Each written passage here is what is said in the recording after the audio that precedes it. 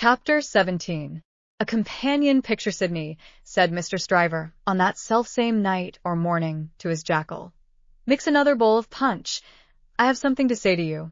Sydney had been working double tides that night, and the night before, and the night before that, and a good many nights in succession, making a grand clearance among Mr. Stryver's papers before the setting in of the long vacation.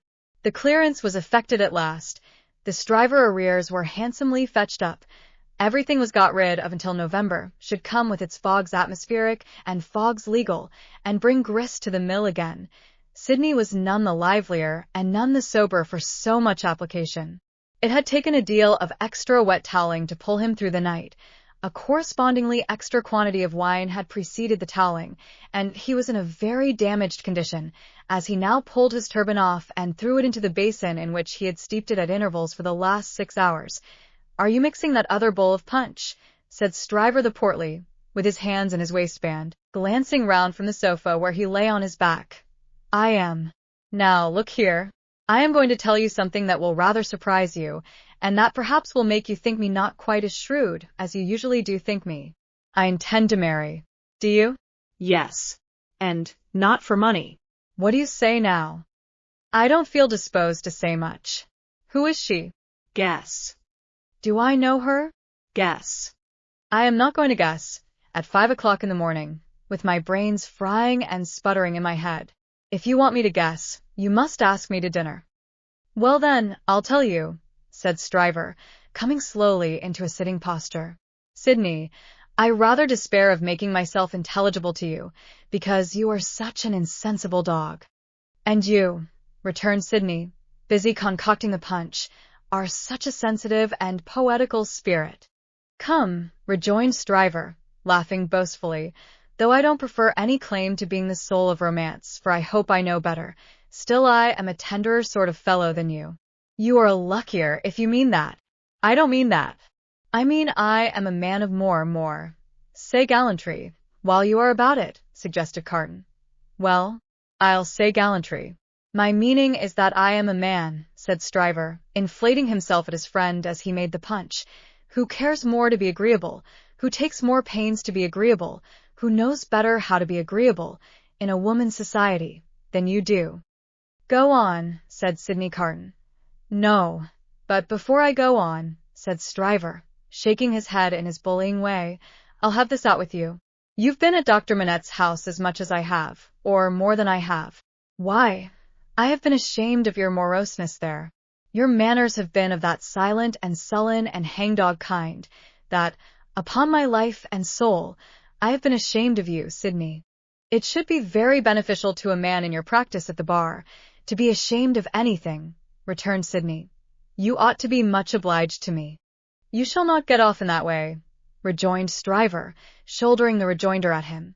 "No, Sydney, it's my duty to tell you, and I tell you to your face to do you good, that you are a devilish ill-conditioned fellow in that sort of society.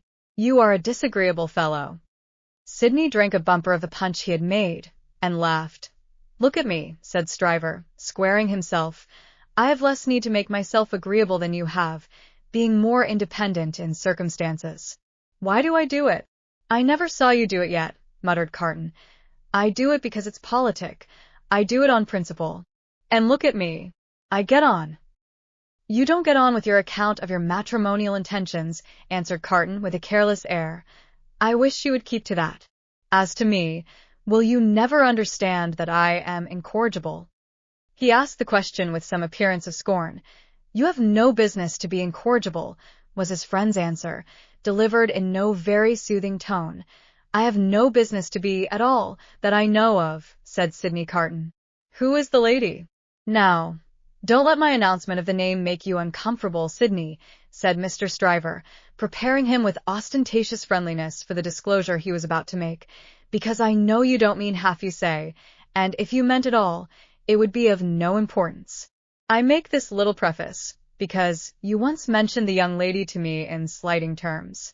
"I did, certainly, and in these chambers." Sydney Carton looked at his punch and looked at his complacent friend, drank his punch and looked at his complacent friend. "You made mention of the young lady as a golden-haired doll. The young lady is Miss Manette."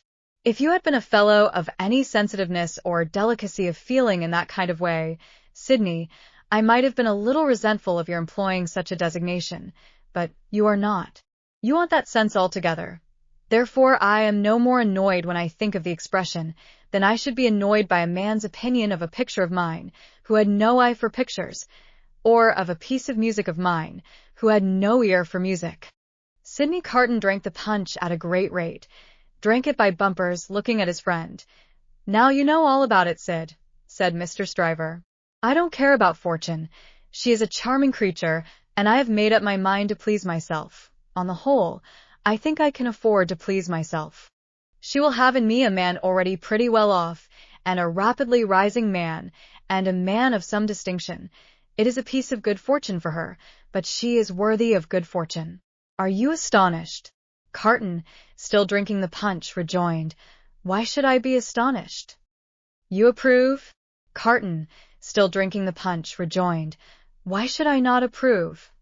Well, said his friend Stryver, you take it more easily than I fancied you would, and are less mercenary on my behalf than I thought you would be.